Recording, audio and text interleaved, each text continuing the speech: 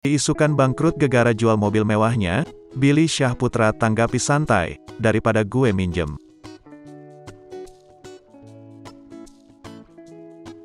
Billy Syahputra diisukan bangkrut gegara jual mobil ke Iis Dahlia.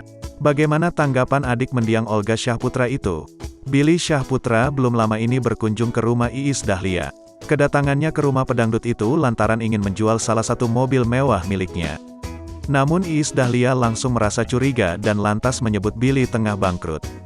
Bermula dari ledekan Iis Dahlia itulah, ramai dibicarakan bahwa Billy sedang dalam kondisi kesulitan finansial. Tak ingin terus-terusan bikin gaduh, Billy Syahputra akhirnya angkat bicara. Bukan karena bangkrut, ia mengaku sengaja menjual mobilnya karena sudah lama terpakai. Billy berharap bisa menjual mobilnya dengan harga yang tinggi mengingat harga mobil dari tahun ke tahun terus mengalami kenaikan. Ya memang mau gue jual aja itu mobil. Karena kan mobil udah jalan 3 tahun, gue beli 2018, gue jual 2021.